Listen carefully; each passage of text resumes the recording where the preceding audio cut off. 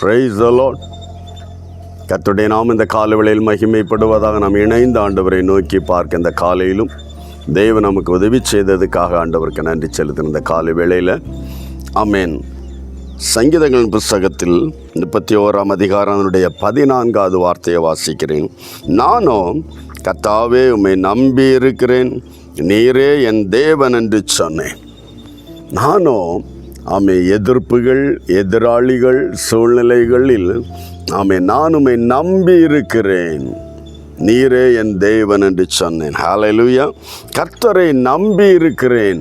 என் எதிர்ப்புகள் மத்தியில், எனக்கு எதிரான போராட்டங்கள் மத்தியில், எனக்கு எதிராய் வருகிற ஆயுதங்கள் மத்தியில் என்ன செய்வதென்று அங்கலாய்க்கிற நேரங்களில் அந்த பிரச்சனையை பார்த்து, அந்த பிரச்சனையை சந்தித்த தேவ பிள்ளைகள் சோர்ந்து விழுந்து கரைந்து போகாதபடிக்கு விசுவாசத்தோடு ஒரு அறிக்கை இடுகிறது. ஆண்டவரே, கர்த்தாவே, நீரே என் தெய்வம், நான் உம்மை நம்பி இருக்கிறேன், நீரே என் தேவன், நான் உம்மை நம்பி இருக்கிறேன் என்று சொன்னேன். அந்த வார்த்தையை நீங்கள் நினச்சிங்கன்னா எங்கே சொன்னார்? பிரச்சனையை பார்த்து, எதிர்ப்புகளை பார்த்து சோர்ந்து போகாமல், ஆண்டவரே நீரே என் தேவன், நானுமே நம்பி இருக்கிறேன் என்று சொல்லியிருக்கிறேன். ஹல்லேலூயா.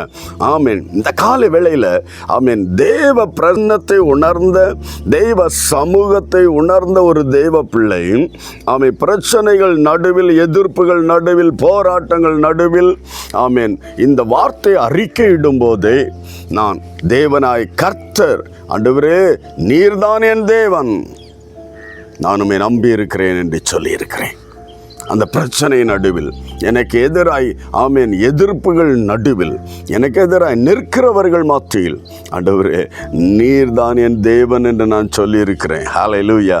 உம்மைத்தான் நம்பி இருக்கிறேன் என்று சொல்லியிருக்கிறேன் என்று நம்முடைய சூழ்நிலை அறிக்கையிட்டு சத்துருவின் தந்திரங்களில், சூழ்ச்சிகளில் அவன் பயப்படுத்துகிற இந்த சூழ்நிலை வரும்போது பயந்து போகாமல், நிராசை அடைந்து விடாமல், இல்லை இந்த பிரச்சனையில் என்னை தப்புவிக்கிறவர் என் தேவனாய் கர்த்தரை தான் நம்பி இருக்கிறேன். எதற்கு நம்பி இருக்கிறேன்? இந்த போராட்டங்கள் என்னை விடுவிக்கிறவர், இந்த கட்டுகளில் என்னை விடுவிக்கிறவர், எனக்கு எதிராய் வருகிற ஆயுதங்களிலிருந்து என்னை விடுவிக்கிறவர் என்று நான் நம்பி இருக்கிறேன் என்று டிக்ளரேஷன், ஒரு அறிக்கையிடுதல். இந்த கால வேளையில் அப்படியே அறிக்கையிடுவோமா?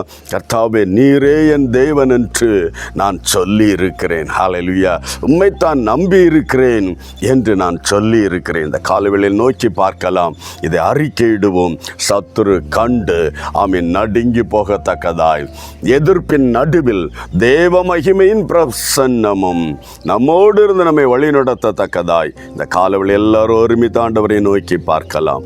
ஒரு நிமிடம் செபிக்கலாம். அன்பு தகப்பன், இந்த காலவேளையில் நன்றியோடு துதிக்கிறேன்ப்பா. ஹல்லேலூயா.